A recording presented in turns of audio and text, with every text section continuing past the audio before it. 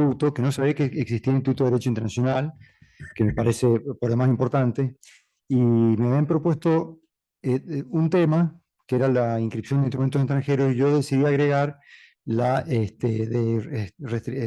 que se hace en la restitución internacional de niños. ¿Por qué agregamos la restitución internacional de niños? Porque puntualmente tengo una obligación de comparecer estas jornadas porque, a ver, Argentina tiene una suerte de cada provincia de distintos jueces de enlace, que se llama, que están nombrados institucionalmente, y en San Juan me toca a mí la función, con lo cual estoy obligado a comparecer y dar todas las charlas que hagan falta para por lo menos ilustrar en la medida que se pueda con estas cuestiones. No solo al público en general, sino además a los jueces que intervengan en los distintos trámites de restitución. Y por eso el trámite propuesto. Quiero además referirme a Marcela Quiroga, porque Marcela, además de diputada, conformó parte de la comisión de redacción del anteproyecto del Código Procesal de Familia, por miembro de la Cámara de Diputados, donde se debatió justamente este proyecto que incluye la restitución internacional y que me voy a referir seguidamente. Yo lo que he hecho es algo lo más metódico posible. El derecho internacional es complejo, conocemos bastante poco del nuestro, imagínense del internacional, ¿no? Entonces, los dos temas primeros, que es un tema relativamente simple al lado del que sigue después, lo voy a tratar muy someramente, pero dándolos los parámetros que los van a ver en pantalla, y pongo a disposición el PowerPoint si quieren para poder tomar ustedes los datos que quieran. Todas las normas de derecho internacional procesal están contenidas en el Tratado Internacional de Derecho Procesal de Montevideo del 89 y el 40. Pero con el Código Procesal Civil, con el Código Civil y Comercial nuevo y la reforma de la Ley Nacional de Registros, se incorporó este artículo que viene a resumir lo que decían los tratados internacionales. ¿Y por qué lo viene a resumir? Porque todos aquellos estados que no sean parte, junto con Argentina, de los tratados internacionales, se rigen por la normativa internacional nuestra, del derecho interno. Y esta es la norma interna que aplicamos en definitiva con todos los demás países. Fíjense lo que dice el artículo: que podrán registrarse los certificados de matrimonio y sus sentencias disolutorias, son dos instrumentos, realizadas en otros países siempre que se ajusten a las disposiciones legales en vigor, tanto en lo que se respecta a su formalidad extrínseca como a la validez intrínseca. Y este registro debe ser ordenado por el juez competente. Lo primero es que me voy a referir a dos instrumentos relacionados con el derecho de familia, obviamente, porque son muchos otros instrumentos los que son susceptibles de inscripción registrada. Dos, los certificados de matrimonio y las sentencias de divorcio, que además son los más comunes que tramitan por el juzgado de foro familia. Y a diferencia del proceso que sigue, son procesos voluntarios. ¿Por qué es un proceso voluntario? Porque no se reclaman en contra de nadie, ni se requiere citar a nadie contra quien la sentencia haga efecto. Las formalidades extrínsecas del proceso más básico, que es la inscripción de un matrimonio, es decir, la inscripción del instrumento en el cual contiene el matrimonio. Y digo instrumento porque, si bien en Argentina son las partes de matrimonio, en otros países el instrumento puede ser otro. Generalmente son certificados de matrimonio, pero puede ser otro. Y ese certificado de matrimonio contiene dos requisitos básicos. Primero, la legalización, que era un proceso complejo que hoy está muy simplificado con lo que se llama la apostillé. La apostillé es un simple sello de 9 centímetros de ancho que coloca el cónsul del país correspondiente y certifica la validez del instrumento en cuanto a las formas y al funcionario que interviene en la certificación o en la firma del boleto de ese instrumento. Ese apostillé le induce al juez nacional que el instrumento es formalmente válido. Y por supuesto tiene que ser traducido si es de un país de idioma extranjero distinto al castellano. ¿Cómo ese proceso? Es sencillo. A ver, aplicamos el derecho extranjero en cuanto a la validez intrínseca del instrumento, es el derecho del país donde se celebró. Ahora, ¿cómo se prueba el derecho? Ustedes saben que el derecho interno es típicamente un derecho y por ende se presume conocido, pero el derecho extranjero es un hecho para la legislación internacional, no es un derecho, y como tal no se presume conocido y hay que traerlo a prueba al proceso. En estos dos trámites que son simples, ¿cómo se prueba? Pues con el mismo apostillé, porque si el apostillé o apostillado certifica la validez del instrumento es porque ha sido ese instrumento celebrado con las formas del país en el cual se instrumentaba, con lo cual es relativamente sencillo. Por eso dice el mismo Código Civil y Comercial, que viene a replicar los tratados de derecho procesal, que el derecho del lugar de celebración rige la prueba de existencia del matrimonio. Y con la prueba, que es el instrumento certificado, se prueba también el derecho con el cual ha sido instruido. El orden público argentino internacional es lo único que el juez podría invocar para no ordenar la publicación de ese instrumento. Y está contenido en dos normas. Primero, como es un boleto de matrimonio, en los impedimentos puntuales que contiene el artículo 403 en 5 de sus incisos, no todos, que son el parentesco, el ligamen, digamos, de parentesco por afinidad, por línea recta, que sería por consanguinidad, el de ligamen y el de condena penal por homicidio contra el cónyuge. Si esos impedimentos se vieran verificados para el ordenamiento jurídico de orden público, y por ende el juez no debiera ordenar la publicación, la inscripción. Y el último es el artículo 575 en materia de técnica de reproducción humana asistida. Y tiene relación con el impedimento de ligamen. Ustedes saben que los hijos nacidos con la utilización de las técnicas de reproducción humana asistida, como a veces se utilizan lo que se llaman las pruebas heterólogas con material genético ajeno, distinto al de la persona que encarga el procedimiento de gestación y que por ende terminará siendo el padre o madre, no hay, digamos, parentesco legalmente con el portador de los genes, ¿sí? Pero a los fines de la inscripción del instrumento del orden público incluye como un impedimento de ligamen ese de la técnica de reproducción no asistida. Si bien legalmente no hay vínculo de parentesco, sí podría haberlo a fin de impedimento de ligamen, si casualmente fueran parientes. Los registros son, ustedes saben que son sin nombre, sin datos, salvo por cuestiones médicas que prevé la ley, y por ende es anónimo. Para inscribir la sentencia de divorcio, permítame que cierre acá. Perdón que cerré el documento. Para inscribir la sentencia de matrimonio,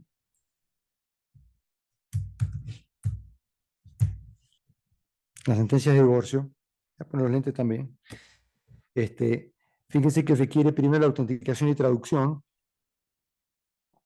que hemos hablado exactamente igual que cualquier instrumento, pero tiene además otros requisitos que son fundamentales, que son los requisitos intrínsecos de toda sentencia de divorcio. Dictada por juez competente para la jurisdicción internacional, para la jurisdicción nacional y la jurisdicción internacional, el juez competente en proceso de divorcio es el del último domicilio conyugal. Eso no hay ninguna discusión. Debe decir el instrumento, la sentencia, que ha sido citada la parte contraria, que ha tenido participación o no la ha tenido porque no ha comparecido, pero sí por lo menos ha sido notificado y que ha ejercido su derecho de defensa. Es decir, no es válido para el derecho interno nuestro una sentencia dictada por si hubiera algún procedimiento del derecho extranjero que lo permitiera, sin que haya por lo menos sido citada la parte contraria, ¿no? Contra quien se dicta la sentencia, porque sí es un proceso contencioso el proceso de divorcio. Eso lo dice, generalmente las sentencias dicen que la persona ha sido citada, ¿no? O que ha comparecido, y eso lo dice generalmente el instrumento certificante del cónsul, que ha recaído cosas juzgadas en el estado extranjero donde se ha dictado la sentencia, y eso también lo debe decir el instrumento, o por lo menos alguna constancia posterior que la parte que pretende inscribir una sentencia, generalmente viene del derecho español, tenemos muchísimas, y hoy viene en un instrumento aparte agregada la constancia de la persona, del juzgado de familia de allá, que dice que ha recaído cosas juzgadas, es decir, que se han notificado y han pasado los plazos procesales de aquel derecho, ¿no? Y que la cosa juzgada es efectiva. Que no afecta el orden público internacional del Estado argentino, que son los que vengo mencionando recién, y que no resulta incompatible con otra sentencia dictada por el Estado argentino. Pudiera ser que alguna parte hubiera planteado acá el divorcio y otra en Chile o en España, y habrá que debatir dónde era el último domicilio conyugal. Por ende, si hubiera una sentencia acá, no se puede ordenar inscripción de dos sentencias de divorcio en el mismo registro civil. Es un proceso voluntario y por ende tramita por el trámite de los incidentes del exequatur. Yo veía la publicación de la jornada que hablaba del exequatur. El exequatur, en realidad, el término se reserva para las sentencias de condena cuya ejecución contra alguien se plantea acá. Es un proceso contencioso. La sentencia de divorcio no es una sentencia de condena, simplemente basta la inscripción, con lo cual lo que alcanza es que el juez le otorgue validez para ser inscripta en el registro. La validez la tiene conforme al derecho extranjero, pero acá hace falta que el juez diga que hay que ordenar inscripción, pero no se inicia un proceso de condena contra nadie o no se ejecuta una sentencia contra nadie. Por eso que aclaro ahí en el Power que el proceso voluntario, no el de los incidentes, que está previsto por el Código Procesal Civil exclusivamente para los procesos de ejecución de condena contenidos en sentencias extranjeras. La intervención del registro de Estado Civil, por supuesto, la intervención del registro es igual en toda inscripción, se le corre una vista que actualmente el registro generalmente no contesta y se entiende que no hay objeción con la inscripción de ese instrumento porque contiene recaudos formales, pero a veces lo ha hecho diciendo que no tiene ninguna objeción. Que conteste o no es irrelevante, lo que es relevante para el proceso es que la vista se corra y que efectivamente haya llegado y luego una vista al agente fiscal porque está el orden público en juego. Cumplidos esos trámites, se obtiene una sentencia que ordena inscribir también, tanto un instrumento extranjero común como una sentencia de divorcio. Antes de seguir con el proceso, si quieren hacerme alguna pregunta puntual por esto, porque yo voy a pasar a otro proceso que es bastante más complejo, si no avanzo directamente. Sí, doctora. Sara. Se presenta la sentencia extranjera. Sí. Se hace una demanda, se presenta Sí. con ya con la intervención consular, toda la parte formal. Correcto. Después, se le corta vista a quién. Al agente fiscal y al registro. El registro. Generalmente el registro primero. Como es un proceso voluntario, en realidad no hace falta una demanda, sino una petición. Es una petición. Puede ser llamado demanda, pero es un proceso voluntario. No es contra nadie, ni siquiera se va a citar a la otra parte del instrumento, porque lo único que se hace es ordenar la inscripción. No rige el derecho interno nuestro, ni el juez de acá puede modificar los alcances o efectos de la sentencia dictada de derecho extranjero. Con lo cual la otra parte fue alcanzada por los efectos de esa sentencia dictada allá. España, Chile, el partícipe que fuera.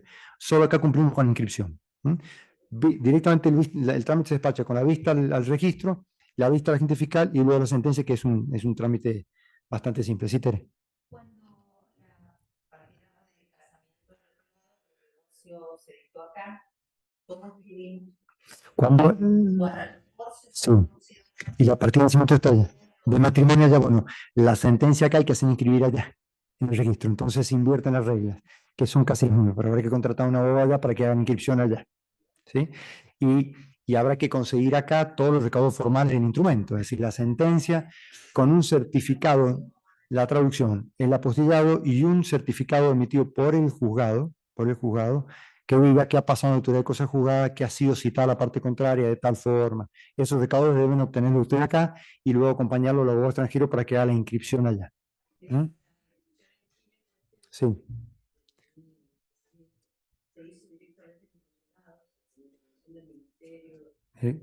Nada más. No tiene intervención judicial. Bueno, acá, bueno, yo la verdad que no estoy de acuerdo con los divorcios administrativos, ¿no? Es un tema que está muy en boga ahora y que se discute, yo no comparto, que se omita la intervención del profesional del derecho. Quizás ese trámite administrativo, Sara, sea para la inscripción y no para la sentencia. Bueno, fíjate que la inscripción de documentos extranjeros, incluida la sentencia de divorcio, o el proceso, lo vamos a hablar ahora cuando hable de restitución, si no tienen más avances, si no tienen más preguntas, porque es un tema bien complejo el que sigue, la competencia no está dada por la materia. Nosotros cuando discutimos en dónde iban a tramitar los procesos de restitución internacional, podríamos hacer un juego civil, por ejemplo. Si no hubiéramos dicho nada, hubiera un juego civil. Los juegos civiles tienen una competencia residual. Todo aquello no se juega con competencia especial, un juego con competencia especial para los juegos civiles. Y decidimos que fuera el juego de familia, pero hasta la Corte decidió, pero nosotros lo tratamos en la comisión. Y tramitan juego de familia. Pero otros estados u otras provincias podrían tramitar en cualquier juego civil, porque en definitiva es la inscripción de un instrumento extranjero. Y el derecho es común a todo el Estado nacional.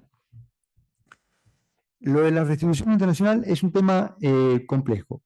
Complejo para cualquiera que lo aborda por primera vez, complejo para cualquiera que lo aborde muchas veces. Hay capacitaciones constantes, nosotros estamos obligados a concurrir a capacitaciones fuera de la provincia sobre este tema y hacemos de enlace. No asistimos, esto para que entiendan, no asistimos ni asesoramos a los letrados ni a los particulares, pero sí asistimos y tenemos la obligación de hacerlo al juez que interviene. que no significa que el enlace sea el juez de la restitución, sino el que le puede intervenir. Me puede tocar a mí la intervención en el proceso de restitución, pero si no me tocara a mí, tengo la carga de intervenir asistiendo y siendo enlace con los distintos organismos que van a intervenir, que no son solamente los jueces, son otros organismos como las autoridades centrales, que son el Ministerio de Relaciones Exteriores. Como el proceso es complejo, lo que he hecho es sistematizar las dos convenciones que rigen, la Convención Internacional de la Haya y la Convención Interamericana de Restitución Internacional para Niños, Niñas y Adolescentes, en realidad se llama para menores, sistematizarla y tratarla de pasar acá en el Power lo más simple posible. En los trámites puntuales procesales y plazos los tienen en el código, eso sí muy claramente, pero para que se entienda de qué es el proceso de restitución, es que me interesaba hacer el Power y decir alguna que otra aclaración acá. Confieso que a mí, particularmente cuando me tocó el tema, me costó mucho, quizá a usted le sea simple, pero para mí no lo ha sido. Ahora ya lo tengo, digamos, aceitado, pero la primera vez que lo vi fue un tema absolutamente complejo. Fíjense, el presente título, esto lo dice el Código Procesal de Familia, que no es ni más ni menos que la reproducción que los proyectos de ley de restitución que hay en derecho interno, que son proyectos de época, nunca se aprobaron, pero hay un estado legislativo. La Argentina no tiene una ley de trámite de restitución internacional. Entonces se ha recurrido a una ley madre, una suerte de protocolo que los jueces tratan de respetar, pero no hay una ley única nacional. ¿Y por qué debiera haber una ley única nacional? Si bien las normas procesales son de las provincias, porque lo que está en juego es el Estado nacional, es la responsabilidad internacional del Estado argentino ante los demás estados. Entonces debiera haber, pero no lo ha habido, porque no ha habido consenso. Y los códigos procesales de familia, pero podría también los códigos procesales civiles también, un trámite de ley para la restitución que respete las normas de índole procesal que tienen distintas, los tratados en materia de restitución. Que no son iguales, son parecidos, no son iguales. Y San Juan es una de las provincias que lo ha hecho San Luis, y algunas otras provincias que han legislado y no tienen incluido todavía el código, entonces se aplican los protocolos. Fíjense lo que dice, el presente título tiene por objeto regular el proceso aplicable en los casos comprendidos en el Convenio de la Haya sobre aspectos civiles de la sustracción internacional de menores de 1980 y la Convención Interamericana sobre restitución internacional de menores. Lo primero es que tienen que entender que lo que trata este proceso son los aspectos civiles de la sustracción internacional, no los aspectos penales, que es un tema, los delitos son innumerables, traspaso fronterizo con niños que pueden constituir un delito de uso de la justicia penal. Esto es el proceso de restitución, de reingreso al lugar o residencia habitual del niño, con el fin de determinar si ha existido traslado o retención ilícita de una persona de menos de 16 años de edad, es solo hasta los 16 años de edad, a partir de esa edad no rige las normas en materia de restitución internacional, aún siendo menor de edad la persona, en violación de un derecho de guardia y custodia, esto lo voy explicando seguidamente, y en su caso lograr en forma urgente y segura la restitución, así como preservar el derecho de comunicación o contacto internacional. Este encabezado, esta norma, resguarda o respeta todo el contenido de las dos normas internacionales, y ahora pasamos a los trámites o principios generales. Me tengo que poner urgente porque la pantalla yo la tengo, no la veo así, la veo dividida en dos, no sé por qué, entonces la tengo en chiquita. Además de que no veo nada, por supuesto. De ese encabezado surge, y vuelvo a repetir de las convenciones, que el proceso de restitución es un proceso urgente y autónomo. Y como es urgente y autónomo, tiene para nosotros, que no digo copiado, pero ha subsumido en uno los dos procesos, las dos trámites procesales que subieron al Congreso Nacional y que no lograron aprobarse, con algún aporte de la doctrina y los fallos de la Corte de la Nación sobre alguna objeción sobre su proyecto. Entonces está unificado en un solo trámite, pero siempre respeta, por supuesto, la Convención.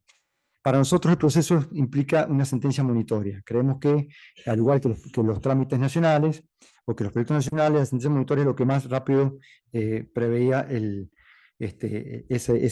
obtener esa sentencia definitiva. La Convención Interamericana prevé que no puede exceder las 6 semanas. la Convención Internacional habla de 60 días. No son lo mismo, no son lo mismo. Adelanto que es ya casi inusual que pueda cumplirse en un proceso de este tipo ese plazo. Desgraciadamente la historia ha demandado que a veces demoran años, no por culpas concurrentes realmente, por el deficiente sistema de la Administración de Justicia, por los planteos de las partes, por la dificultad en encontrar el niño, por un montón de circunstancias. Tería tenido la desagradable tarea de intervenir en un proceso. Ordinarizó y tuvo 5 años. Claro, 5 años, que es el único que llegó a la corte acá en San Juan. Sí, de la Nación. De la Nación. Bueno. Por eso lo digo. Pero hemos tenido casos, no en San Juan, yo he tenido solamente 2 casos, uno planteado fuera de término y el otro un rechazo, porque ya lo voy a explicar muy rápidamente, pero no hay muchos casos de estos, y demanda una fuerte profesionalización del colega que lo lleva realmente. Yo esto lo creo, ojalá les resulte simple a ustedes la explicación que voy a hacer acá, pero no es simple la lectura de las convenciones. Esas 6 semanas incluyen las vías recursivas. La primera objeción que había en la doctrina es si las vías recursivas son las vías ordinarias o también las vías extraordinarias. Algún proyecto, y por eso se cayó, preveía que no había vía ordinaria recursiva y saltaba solo a la Corte, con lo cual no se sabía si la Corte intervenía en recurso extraordinario con las limitaciones que existen en un recurso extraordinario, que no repasa los hechos, sino solo las cuestiones jurídicas, y otros proyectos preveían todas las vías recursivas. Nosotros hemos previsto, conforme preveía la doctrina, que el derecho de defensa no podía tener ningún tipo de cortapisa y que fuera todas las vías recursivas, que eso requiere una actuación muy rápida de primera instancia, pero también de la Cámara, también de la Corte Provincial y también de la Corte Nacional. La intervención obligada de la asesoría oficial y del Ministerio Público. La intervención, la asesoría oficial no solo va a emitir dictamen, pero se prevé la participación en el mismo proceso, por ejemplo, en la audiencia, con la escucha del niño y las partes. La intervención de la autoridad central. La autoridad central es el Ministerio de Relaciones Exteriores en la Argentina. En otros países puede ser otro organismo, generalmente son los Ministerios de Relaciones Exteriores.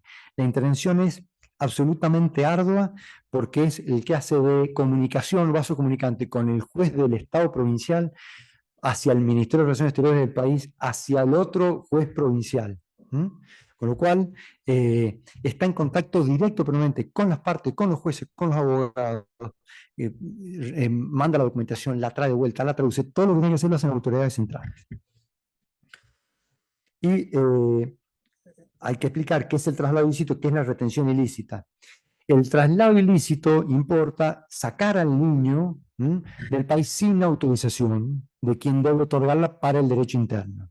La retención ilícita es el niño que salió autorizado, pero luego no regresa en el marco de la autorización brindada, con lo cual la retención se transforma en ilícita. Y esos 2 supuestos son igual para la ley. Son iguales para la ley. Tienen sus particularidades, pero a los fines jurídicos son lo mismo. ¿Cuáles son los principios generales que rigen en el proceso, en todo el proceso? Por supuesto, interés superior del niño, pero con alguna connotación especial. Fíjense, dice, rigen las convenciones vigentes y fuera de su ámbito de aplicación, el juez debe procurar adaptar el caso a los principios contenidos en tales instrumentos, asegurando el interés superior del niño de conformidad a la disposición del artículo 2642 del Código Civil y Comercial. El 2642 vino a bajar lo que dicen las convenciones. Ha internalizado, ha transformado en derecho interno lo que era derecho internacional. Y esto tiene muchísima importancia porque cuando el Estado argentino tiene que restituir un niño o requerir la restitución de un niño, es decir, sea Estado requerido o Estado requirente, aplica el derecho de la Convención con el Estado que es parte, pero si hay un Estado que no es parte de la Convención, debe aplicar otro derecho, y ese derecho es el derecho internacional interno. El derecho internacional pues, tiene aplicación afuera, pero es interno, sancionado en la República Argentina. Y esas son las 2 convenciones, ¿no? las que mencioné, la Convención de la Haya y la Convención Interamericana. ¿Qué es para nuestra ley interés superior del niño? Esa enumeración que hace la ley pudiera parecer una enumeración quizás abstracta o generalizadora de lo que siempre es interés superior del niño. Ustedes saben que para la Corte interés superior del niño se analiza el caso concreto. En lo que puede ser en un caso puede ser distinto en otro, en niños parecidos, en edades similares, en contextos sociales parecidos. Pero hay un marco que no se puede superar para la ley, que es este, que en principio el interés superior del niño, en el marco del proceso de restitución, tiene estos 4 aspectos. Primero, el derecho contempla o implica respetar el interés superior del niño no ser trasladado o detenido ilícitamente. Se entiende que eso violenta seriamente el interés superior del niño, por el hecho de ser trasladado ilícitamente o ser retenido fuera de su ámbito social. Que el cuidado personal sea decidido por el juez en su residencia habitual. Esto es trascendental porque los planteos pasan por acá. El juez de la restitución es el juez que va a dictar y tiene competencia solo para resolver la restitución. Bajo ningún punto de vista puede resolver el tema del cuidado personal del niño, porque el cuidado personal del niño lo resuelve el juez nacional del niño, donde tenga la residencia habitual. Por ende,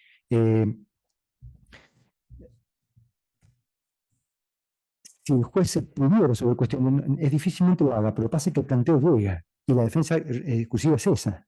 Mira, acá está mejor, conmigo está mejor. Bueno, eso tiene que ser rechazado en forma inmediata. Por eso se entiende que el interés superior del niño es que el juez que lo conoce, el juez de la jurisdicción donde vive, es el juez de la residencia habitual. También interés superior del niño mantener comunicación fluida entre ambos progenitores. Durante el proceso se refiere, por supuesto. El derecho a comunicación es un derecho humano que rige en todos los estados, pero esto se refiere dentro del proceso. Y por supuesto es el derecho a obtener una rápida resolución. Todas estas cosas no pueden ser obligadas por el juez, ¿no? Si además el interés superior del niño trasunta otras cuestiones, pues habrá que contemplarlas. Me refería a la competencia. Acá voy a decir que la competencia es de familia, pero podría ser el juez civil. No hay una competencia de razón de la materia del juez de familia, porque es una restitución de una persona, ¿no? Que no puede no tener ninguna vinculación con la familia. Cuando hablo un poquito del tema de los derechos de custodio, que es quien tiene derecho a requerir, bueno, voy a explayar un poquito sobre por qué no es un tema de derecho de familia la restitución internacional. Se trata un niño, pero no todas las cuestiones de teniente niños son cuestión de familia. El desalojo de una casa que tenga que vivir un niño no es una cuestión de familia, es una cuestión de juez de desalojo. Y así innumerables cuestiones. La quiebra de una empresa cuyo padre tiene hijo de familia no es una cuestión de derecho de familia, es una cuestión de derecho comercial, ni hablar de cuestiones societarias. Entonces, pero se decidió en San Juan que lo más idóneo era que fuera los juzgados de familia. Y por supuesto, el juez de la restitución, como les explicaba, el juez donde el niño se encuentra retenido o trasladado ilícitamente. Es decir, es el juez contrario de la residencia habitual el que va a recibir, el que va a resolver la restitución. Porque es donde el niño se encuentra, es donde yo lo tengo inmediatamente al niño. El niño está retenido en San Juan, pero yo soy el juez de la restitución. Yo voy a resolver si lo devuelvo o no en función de lo que se me requiera. Pero no voy a resolver quién es mejor para cuidarlo. Eso es un tema de lo cual no tengo competencia en razón de la materia internacional, derecho internacional. No carezco de competencia. El juez donde el niño se retenido para resolver cuestiones de fondo. Lo tiene solamente, es una cuestión de orden público, lo tiene solamente el país de residencia. La legitimación, a esto me refería, quién puede reclamar la restitución del niño? ¿Quién puede hacer este reclamo al juez o a cualquier organismo que pueda ejecutarlo? Es la persona titular del derecho de custodia. El derecho de custodia, el guardia de custodia, a los fines de la restitución, mencionadas las convenciones, no es necesariamente quien detente los cuidados personales acá, es un tema mucho más amplio. Yo pongo un caso a ustedes que es sutil que podría pasar en cualquier momento.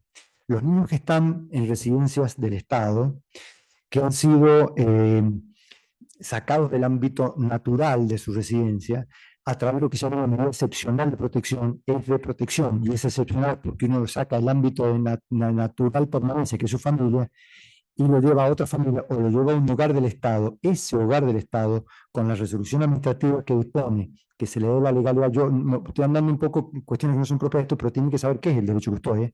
Si el juez le da la legalidad a un organismo administrativo del Poder Ejecutivo que dispone que el niño vaya a un hogar del Estado, pues esa dirección es quien tiene los derechos de custodia para reclamar restitución. Sí, mamá, papá, secuestraron al niño desde el hogar a la escuela, a pasar un montón de veces, no se golpea, pero que saquen niños, se los devuelven a su casa y hay que salir a buscarlo durante meses, pasa muy seguido, y esa búsqueda de meses puede terminar en otro país. Con lo cual, el órgano que tiene legitimación activa puede ser papá, mamá, puede ser un tío, puede ser una abuela, o puede ser una institución que te entra a guarda en ese supuesto. Y eso debe ser acreditado con la sentencia correspondiente, con las actuaciones documentales correspondientes, para que el juez pueda entender quién es el titular de ese derecho de restitución. Y la legitimación pasiva, bueno, eso es mucho más sencilla, es quien haya trasladado al niño o quien lo retenga ilícitamente. Es difícil saber quién lo sacó del país a veces, pero normalmente lo saca quien resiste los derechos de guarda en cabeza de la otra persona, ¿no? Y generalmente es mamá o papá, puede ser un tubo, puede ser un tercero, y esa persona será la legitimada pasiva para recibir el reclamo de restitución. Repito esto, la exclusión es la cuestión de fondo. El juez está prohibido, el juez de la restitución se encuentra prohibido resolver la materia privativa del Estado extranjero, que es el Estado de la residencia habitual. No tenemos competencia en razón de la materia internacional para resolver las cuestiones atinentes a la tenencia, cuidado personal, o como le llame el Estado extranjero. Eso no lo podemos resolver nosotros. Y el planteo de restitución internacional suspende inmediatamente la tramitación de cualquier proceso de cuidado personal que se hubiera entablado a cargo de jurisdicción. ¿Qué hace mamá o papá que sustrae un niño? Inmediatamente inicia en el juzgado, en la provincia donde llega, el cuidado, solicita el cuidado personal. Entonces, cuando viene el poder de restitución, dice: mire, yo inicié el proceso de cuidado personal. Bueno, el poder de restitución internacional en otro estado suspende el trámite de determinación de los cuidados personales de acá. No se puede arribar a una sentencia satisfactoria en ese sentido. De vuelta, chiquitos, ¿qué es la residencia habitual? La residencia habitual, fíjense, es una cuestión fáctica, es un concepto sociológico. Se refiere ni más ni menos que al centro de vida, muy distinto al domicilio, que es un concepto jurídico. A mí me tocó resolver donde había una mamá que viajaba a Estados Unidos, lo cuento muy breve, pero para que se entienda el concepto y por qué fue rechazado el pedido. Viajaba a Estados Unidos en el año 2012 y quedaba a trabajar y volvía. A veces quedaba un año, a veces quedaba meses. Y los chicos con el papá acá. En un momento papá se fue con los chicos para allá, probaron suerte 3 o 4 meses, el plazo que tenían. La mamá había ido tramitando la residencia de los chicos allá, la obtención en inglés tiene una denominación puntual, que es el sinónimo del domicilio, la residencia allá. Y cuando el papá se volvió, porque fracasó no solo la relación matrimonial, fracasó el proyecto de vida que los chicos eran ya adolescentes, se establecieron allá, la mamá solicitó la restitución acá y acompañó el domicilio y dice: mire, acá tengo el domicilio, acá tramita, acá deberían retornar los chicos. Bueno, no es un concepto jurídico. Como no es un concepto jurídico, lo que el concepto de la residencia habitual, el juez no debería tener en cuenta la decisión de los progenitores, porque los progenitores deciden dónde establecerse, y eso tiene trascendencia al efecto del domicilio. Pero la residencia habitual se construye con los años, con el tiempo, con el lugar de convivencia, con familiares que están en el lugar donde conviven, en la escuela donde cursan, los amigos, el médico que pone. Eso, todo ese contexto sociológico, fáctico, lo que no recae del centro de vida. Y eso es lo que debe probarse en el proceso de restitución para hacer entender que a ese lugar de vida es de donde debe volver el niño. Por eso dice: independientemente de la voluntad de los progenitores. El artículo 26.13 del Código Civil dice: a los fines del derecho internacional privado y la persona humana tiene, fíjese, dos conceptos claramente distinguidos, que distinguen claramente: su domicilio, en el estado en que reside, con la intención de establecerse en él, y ve su residencia habitual, en el estado en que vive y establece vínculos durables por un tiempo prolongado. Establecer vínculos es una cuestión meramente fáctica. Lo otro es una cuestión de permanencia, de decisión.